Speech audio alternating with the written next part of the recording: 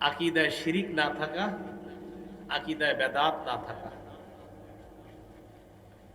শিরিক বেদাত যদি আকীদার মধ্যে থাকে তাহলে এই আলামত বোঝা যাবে আপনি ইসলামে পরিপূর্ণ রূপে প্রবেশ করতে চান না। পরিপূর্ণ রূপে প্রবেশ করার ৩ নাম্বার আলামত আকীদা বিশুদ্ধ হওয়া। আকীদায় শিরিক থাকবে না, আকীদায় বেদাত থাকবে না। সূরা লোকমানের ১৩ নম্বর আয়াতে আল্লাহ তাআলা বলেন, وَإِذْ قَالَ لُقْمَانُ لِابْنِهِ وَهُوَ يَعِظُهُ يَا بُنَيَّ لَا تُشْرِكْ بِاللَّهِ إِنَّ الشِّرْكَ لَظُلْمٌ عَظِيمٌ।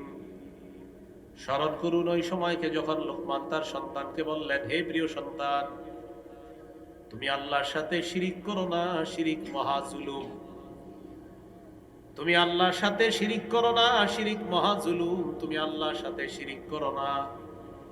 সূরা মাইদার ৭২ নম্বর আয়াতে আল্লাহ বলেন, ইন্নাহু মান ইউশরিক বিল্লাহ ফাকাদ হারামাল্লাহু আলাইহিল জান্নাহ ওয়া মাওয়াহুন নার ওয়া মা লিয-যালিমিনা মিন আনসার।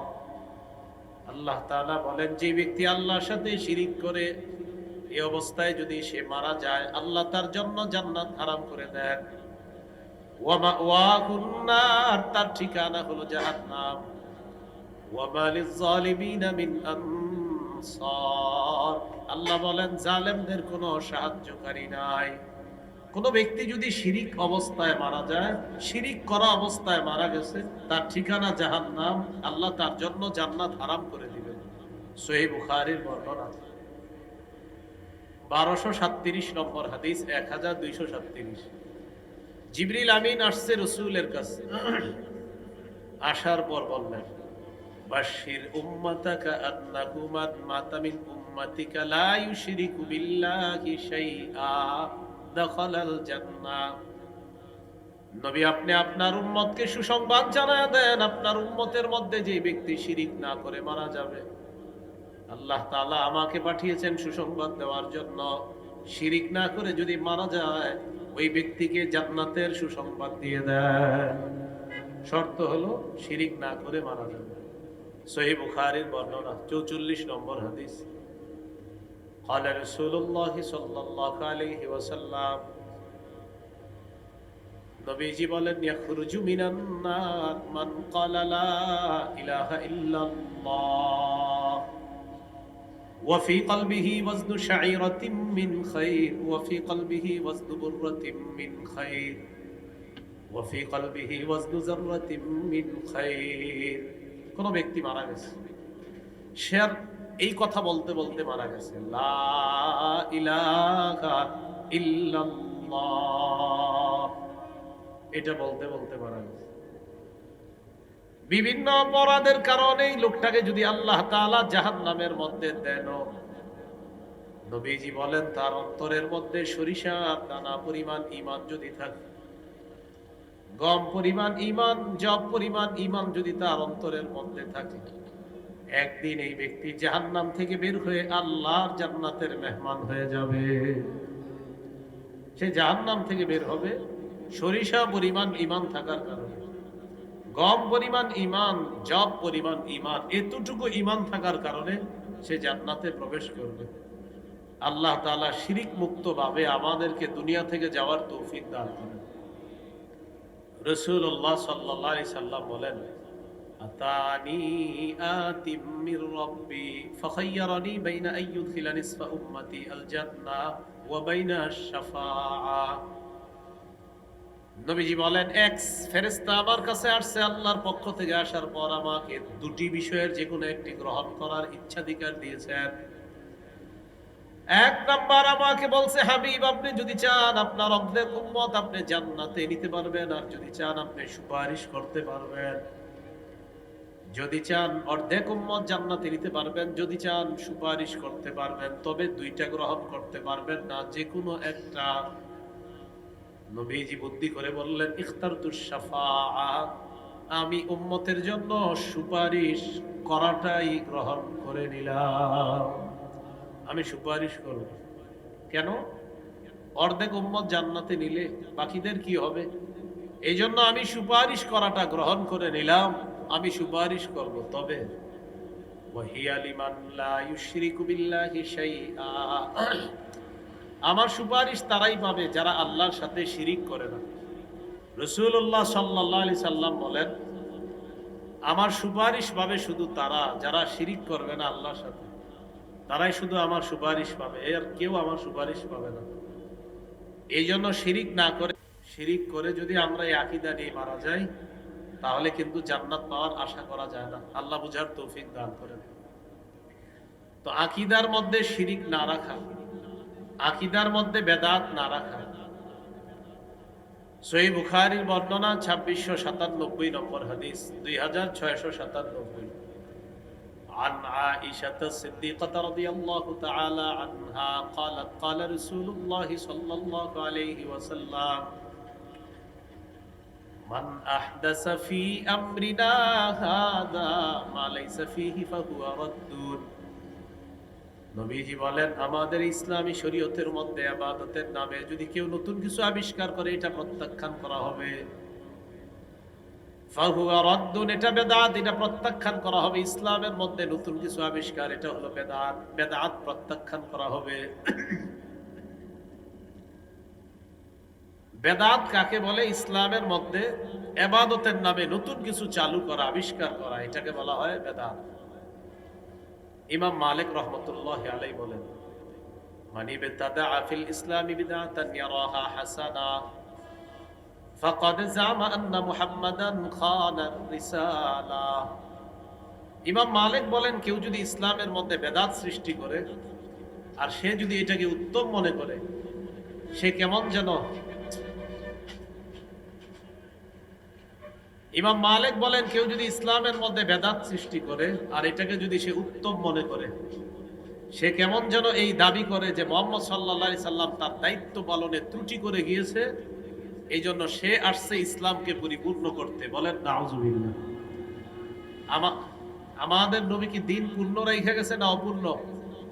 পূর্ণ রেখে গেছে।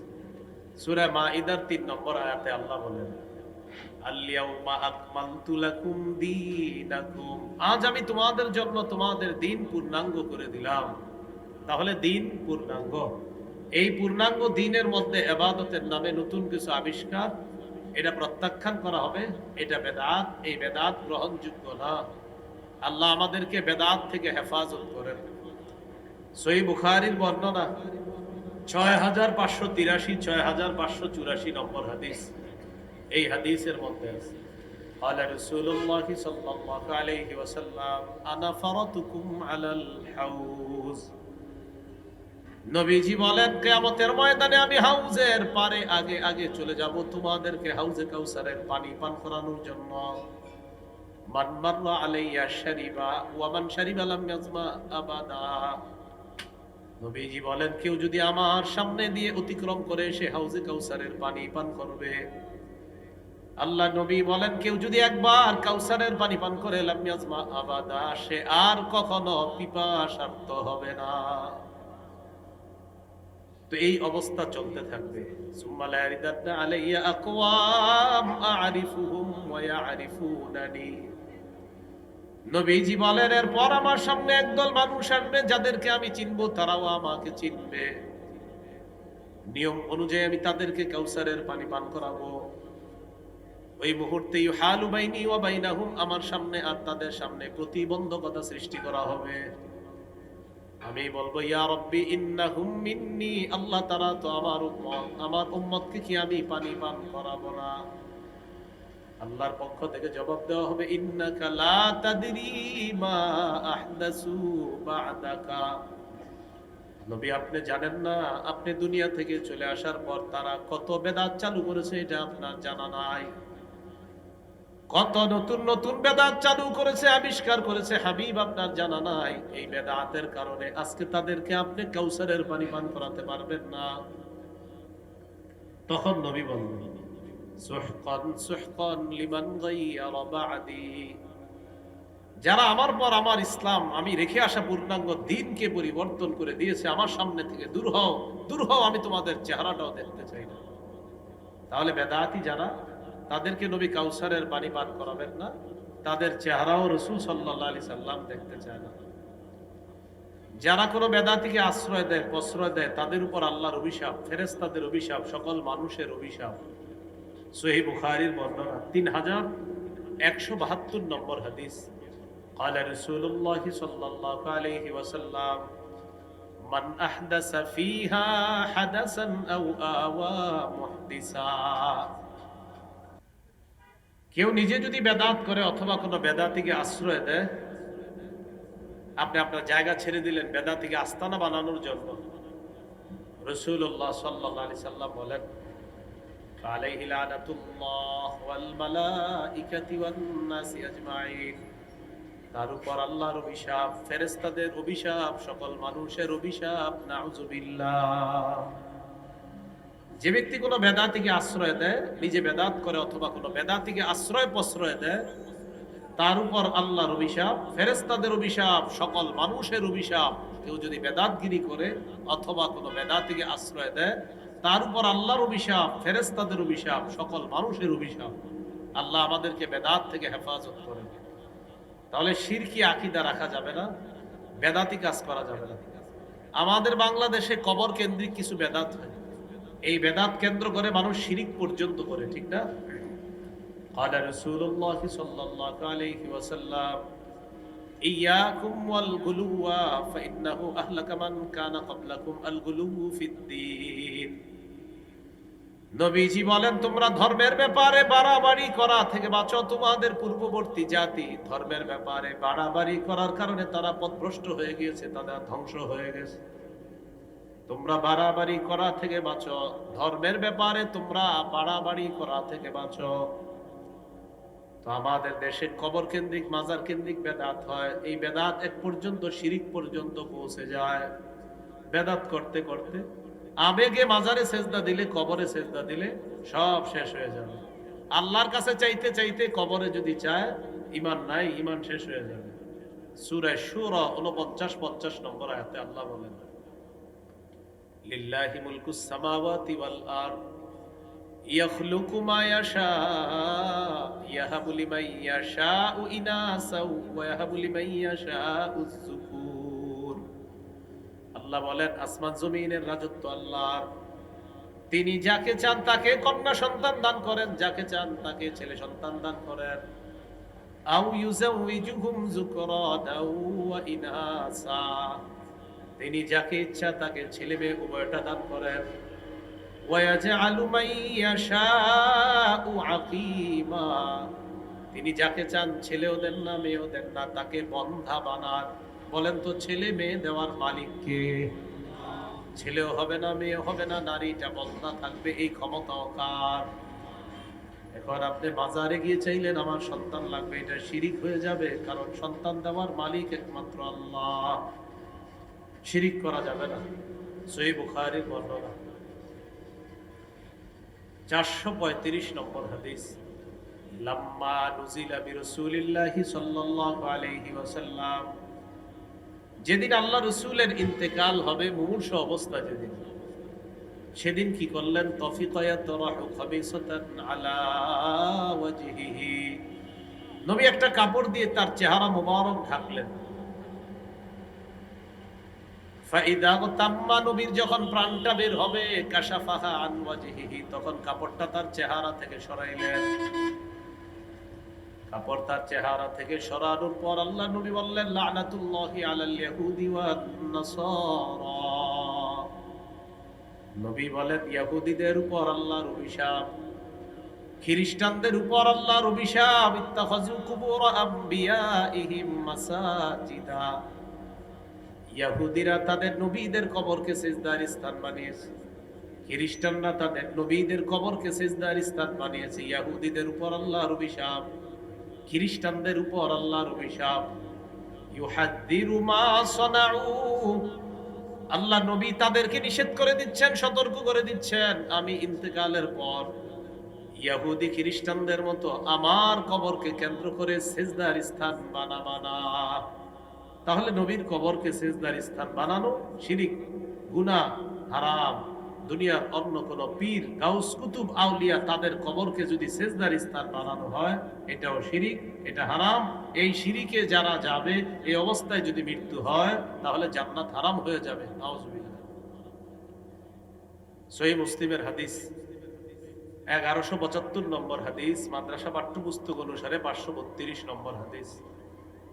عن جندب رضي الله تعالى عنه قال سمعت النبي صلى الله عليه وسلم قبل أن يموت ب5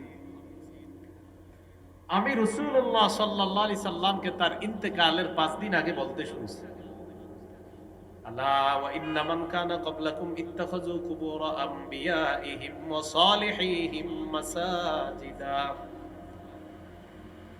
নবীজি বলেন, শোনো, তোমরা তোমাদের পূর্ববর্তী জাতি তাদের নবীদের ওলিদের কবরকে সেজদার স্থান বানিয়েছে। নবীজি বললেন, তোমাদের পূর্ববর্তী জাতি তাদের নবীদের ওলিদের কবরকে সেজদার স্থান বানিয়েছে। আলা ফালা তাত্তাখিজুল কুবুর মাসাজিদা, তোমরা কবরকে সেজদার স্থান বানাবা না। আনহাকুম আন যালিকা, আমি নবী তোমাদেরকে নিষেধ করে গেলাম। তাহলে আল্লাহ রাসূল ইন্তেকালের 5 দিন আগে বললেন, অতীতের জাতি তাদের নবীদের কবর, ওলিদের কবরকে সেজদার স্থান বানিয়েছে, আমরা যেন কবরকে সেজদা। তো রাসূলুল্লাহ সাল্লাল্লাহু আলাইহি সাল্লাম বলেন, তোমাদের পূর্ববর্তী জাতি নবীদের ওলিদের কবরকে সেজদার স্থান বানিয়েছে, তোমরা কবরকে সেজদার স্থান বানাবা না। আমি নবী তোমাদেরকে নিষেধ করে যাচ্ছি। রাসূলুল্লাহ সাল্লাল্লাহু আলাইহি সাল্লাম ইন্তেকালের 5 দিন আগে কবরকে সেজদার স্থান বানাইতে নিষেধ করছে। এই জন্য এই বিষয়গুলো মাথায় রাখা, কবরকে সেজদার স্থান না বানানো, কবর কেন্দ্রিক সেজদা না করা, এটা শিরিক, এটা হারাম। আল্লাহ হেফাজত করেন। আকীদা স্বচ্ছ রাখা, আকীদা বিশুদ্ধ রাখা, আকীদায় শিরিক না রাখা, আকীদায় বেদাত না রাখা। আল্লাহ আমাদেরকে স্বচ্ছ আকীদা নিয়ে কবরে যাওয়ার তৌফিক দান করেন।